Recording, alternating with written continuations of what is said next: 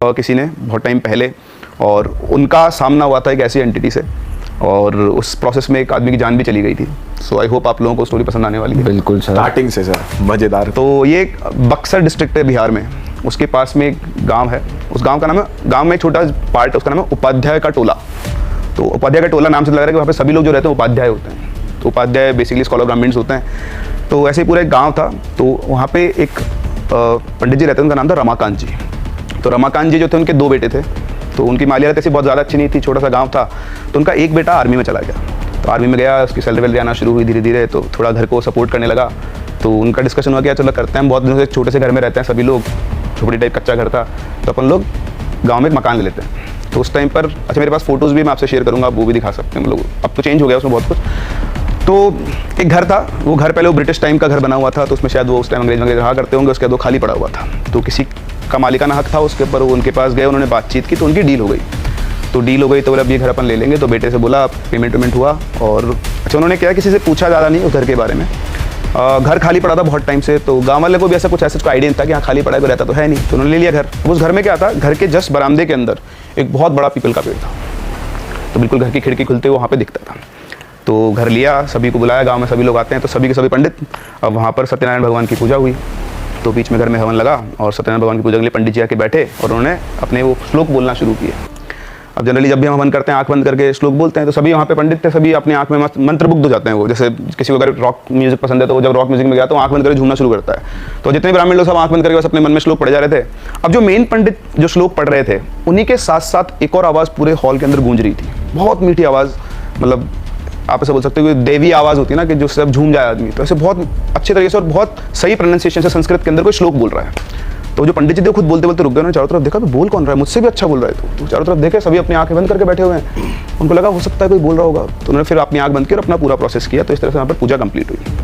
अब पूजा कंप्लीट होने के बाद ये सब लोग वापस रहने आ गए। तो जो लड़का था आर्मी वाला, वो वापस चला गया अपनी जॉब पे। इनका दूसरा बेटा था और इनकी वाइफ। अब ये 3 लोग उस घर के अंदर रहते थे। तो ये रहने लगे, ऐसा नॉर्मल चल रहा था सब कुछ, ऐसी कोई दिक्कत नहीं थी। फिर ये लोग लहसुन प्याज खाते थे। जनरली कुछ ब्राह्मण्स होते हैं जो लहसुन प्याज नहीं खाते हैं। तो इनकी जो वाइफ थी वो खाना बना रही थी, और वो लहसुन प्याज छील के बैठी हुई थी। उसने चूल्हा जलाया, और वो चूल्हा जलाया माचिस से, चूल्हा जला ही नहीं। उसने फिर चूल्हा जलाया, फिर नहीं जला। तो परेशान हो गई वो, मतलब उसने इवन मिट्टी का तेल डाल के जलाने की कोशिश की, नहीं जला।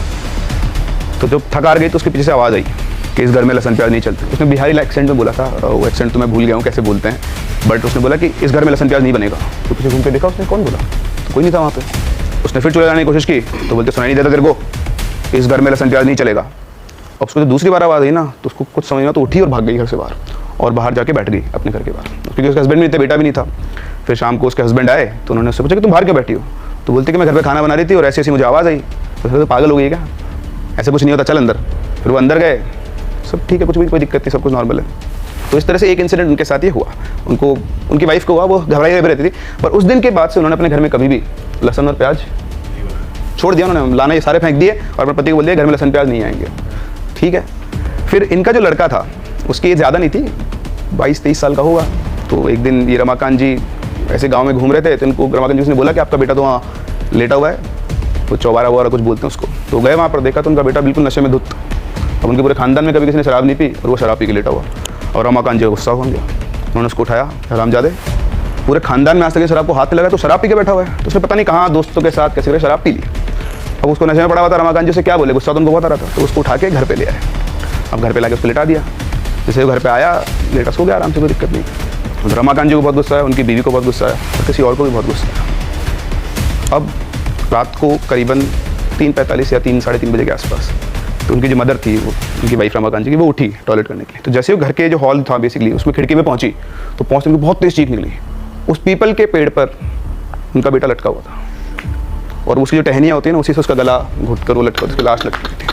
वो तो देखते बेहोश, उसकी आवाज़ सुनते ही रमाकांत जी भागते हुए, रमाकांत जी ने आके देखा, वो भी बहुत तेज चिल्ला है, और रोना पीटना मच गया। आसपास के घर वाले आए, पूरे गांव में खबर फैल गई कि इस तरह से रमाकांत जी का लड़का पीपल के पेड़ पे मारा गया। और अब मारा गया तो किसी को समझ में नहीं आया कि चक्कर क्या चल रहा है भाई साहब। अच्छा, इससे एक पहले एक छोटा सा पॉइंट मिस कर गया हूँ। ये पूजा वूजा हो गई ना, उसके बाद यहाँ पे एक मंदिर था, ब्रह्म मंदिर बोलते थे उसको।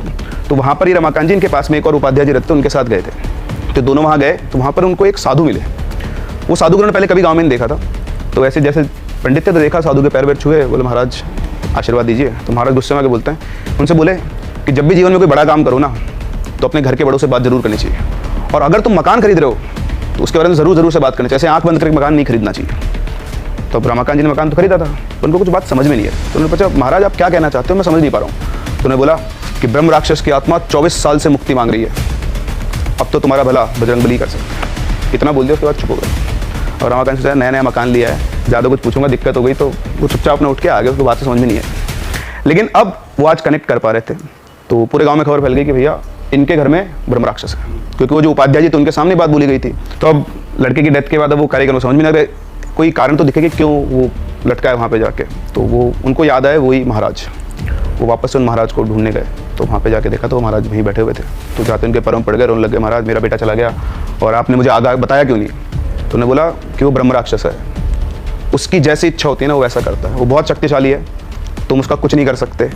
उसको जब गुस्सा आता है ना तो वो अपने जो भी शिकार है उसका, जिसके ऊपर गुस्सा आया है, उसको अपने हिसाब से मृत्यु देता है। तुम्हारे बेटे ने गलती की और उसको गुस्सा आ गया, इसलिए वो गया। तो उसने बोला महाराज मैं क्या करूँ, घर छोड़ दूँ। तो उन्होंने बोला तुम घर छोड़ दो, कुछ भी छोड़ दो, कोई फर्क नहीं पड़ता, तुमने उस ब्रह्म राक्षस को जगाया है और अब तुम्हें उसको मुक्ति दिलानी होगी। जाओ बजरंगबली का आह्वान करो, अब वही तुमको बचा सकते हैं, बाकी दुनिया की कोई ताकत तुम्हें नहीं बचा सकती। तो उन्होंने बोला महाराज मैं क्या करूँ। बोला अनुष्ठान करो, अपने ऊपर भरोसा रखो, भगवान पे भरोसा रखो, अगर भगवान की कृपा रही तो शायद तुम उससे बच पाओ, उसे मुक्ति मिल गई, तुमने अगर उसे मुक्ति दिलवा दी तो वो चला जाएगा, वरना तुम्हें तो कोई नहीं बचा सकता। तो अब रमाकांत जी और उपाध्याय जी दोनों वापस घर पे आए।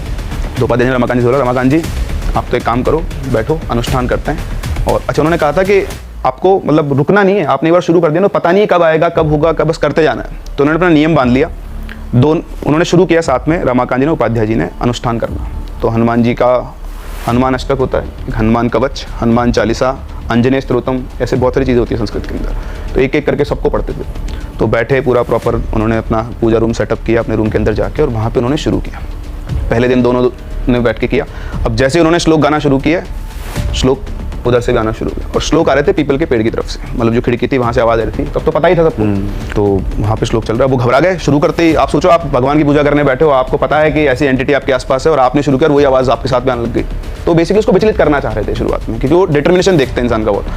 तो जैसे वो आवाज़ आई, दोनों घबराए दोस्त। फिर इधर उपाध्याय जी बोले रमाकांत जी भगवान पे भरोसा रखो, हनुमान जी साथ में, आप तो करो, मैं भी आपके साथ बैठा हूँ। तो पूरे दिन बैठ के उन्होंने अपना पूरा कंप्लीट किया। फिर उसके बाद शाम हुई तो वो उपाध्याय जी बोले कि रमाकांत जी बस ऐसे ही रोज़ाना आपको करना है। तो वो भी कब तक बैठ पाएंगे, रोज़ तो नहीं बैठ सकते, उनके भी काम धंधे वगैरह सब कुछ। तो बोले कि आपको कंटिन्यू करना है, कभी ज़रूरत पड़े मुझे बुला लेना।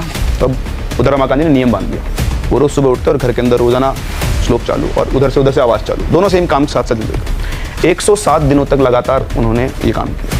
अब इमेजिन करें 107 दिन का उनका पूरा दिनचर्या बन गई थी, ये खाना वाना खा पी के अपना सब कुछ करके।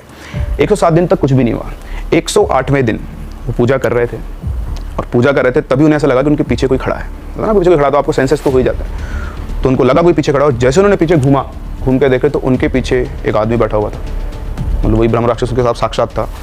तो जैसा डिस्क्रिप्शन दिया उन्होंने कि करीबन 7-8 फीट का आदमी से बैठा हुआ है, और उसके सब जगह खून लगा हुआ है, मतलब, और वही 2 सींग ऐसे निकले हुए हैं, और वो बहुत खतरनाक आंखों से उनको घूर रहा है। वो कुछ ना कुछ संस्कृत में बड़बड़ाया, और जितना कुछ बोला रमाकांत जी बेहोश। आप देख लो ना, अगर आप एकदम से ऐसे देख लोगे तो आप अपने बेहोश हो सकते हैं, फ्यूज उड़ जाता है सारा। फिर उठे वो, उठ के वो बोले कि देखा तो कोई भी नहीं है यहाँ पे। तो उसकी बीवी आई थी, बेहोश क्यों हो गए, तो उन्होंने बताया कि ऐसे मेरे को सामने दिखाई दिए। तो उनको समझ में नहीं आया कि दिखाई क्यों दिए। तो फिर वो वापस से अब किससे पूछें, तो उनको तो एक आदमी नजर आए, वो साधु। तो वहाँ गए मंदिर पे, देखा तो साधु है ही वहाँ, सब जगह ढूंढ लिया, साधु महाराज नहीं मिले। अब वो अकेले फंस के करूँ तो क्या करूँ। फिर वो वापस अपने घर पे आए। अब उनका अनुष्ठान भी टूट गया, अब वो समझ में नहीं आ रहा उनको क्या करना। तो वो सोए आके, जैसे उनको नींद आई ना, एकदम से उनकी आँख खुली, और आँख खुल के उनको ऐसा लगा कि अपने आप ही वो उस पीपल के पेड़ के वहाँ चले जाएँ। उनको ऐसा फील हुआ अपने आप से, कोई आप मतलब एनलाइटनमेंट हुआ, या फिर ऐसा कोई ऑर्डर आया। उठे और वहाँ जाके और पीपल के पेड़ के पास खड़े हो गए। फिर उनका मन किया कि मैं यहाँ बैठ के पूजा करूँ। तो वो अपना सारा उन्होंने सेटअप किया वापस से, हवन वगैरह सब, और वो बैठ गए उसके अंदर पूजा करने। और जैसे उन्होंने अनुष्ठान शुरू किया, उनकी नज़र पड़ी पर पीपल की डाल पर, तो वहाँ पर वही ब्रह्म राक्षस बैठा हुआ था पीपल की डाल के पर, वो इनको घूरे जा रहा। अब इनकी हालत खराब, इनको डर लगे बुरी तरह से कि यार सामने वो बैठा हुआ है, क्या करेगा ये मेरा। पर इनका निश्चय, दृढ़ निश्चय कि नहीं अब तो मैं अनुष्ठान पूरा करूँगा। और उन्होंने वहाँ पर बैठकर सारा अनुष्ठान करना शुरू किया, और इधर ये करे और उधर से वहाँ से आवाज़ चालू। और अब आवाज़ जितने लोग खड़े सबको सुनाई आ रही है, ऐसा नहीं कि सिर्फ अकेले को सुनाई आ रही है। अच्छा। दिख रहा किसी को नहीं, दिख रहा है एक इंसान को है, लेकिन सबके सब अनुष्ठान कर रहे हैं, पूजा चल रही है साथ साथ में। फिर बहुत देर तक वो करते हैं, फिर उनको सामने से एक ऐसे रोशनी चलती दिखाई आई, और एकदम से वो रोशनी आके ऐसे फैल गई, रमाकांत जी बेहोश। उसके बाद सब कुछ शांत। वो दोबारा उठे, उठ के देखा तो उन्हें वो कहीं दिखाई नहीं दिया। मतलब जो एनवायरनमेंट था वो बहुत लाइट हो चुका था उनके लिए। करीबन सुबह 4-5 बजे तक का ये सारा प्रोसेस चला उनका। फिर वो सीधे उठे और अपने वो उपाध्याय जी ने डिस्कस किया आपस में, वापस से वहाँ गए मंदिर। तो मंदिर पे वो साधु बैठे हुए, तो जाकर उनको प्रणाम किया, बोला कि महाराज ऐसा हुआ। तो उन्होंने बोला कि रमाकांत जी, आपके दृढ़ निश्चय से उस ब्रह्म राक्षस को मुक्ति मिल गई है। अब आपको कहीं जाने की ज़रूरत नहीं है, आप इस घर के अंदर रह सकते हो। अब आपको कोई परेशान नहीं करेगा। वो जो था वो जा चुका है और बस आप रहो आराम से। तो उन्होंने कहा कि सब क्या रहूँ, मेरा तो बेटा चला गया। हनुमान जी कहाँ थे जब मेरा बेटे को मार रहा था? तो उसने बोला कि ये सब हमारे बस की बात नहीं, हमारे इच्छा की बात नहीं। उसने गलती की, उसने सजा दी, आपने उसको मुक्त करा के उसको बाहर हटा दिया है। अब आप आराम से यहाँ रह सकते हो। तो कुछ टाइम और रहे वहाँ पर, फिर उसके बाद वो वहाँ से चले गए, बेच दिया उन्होंने वो घर।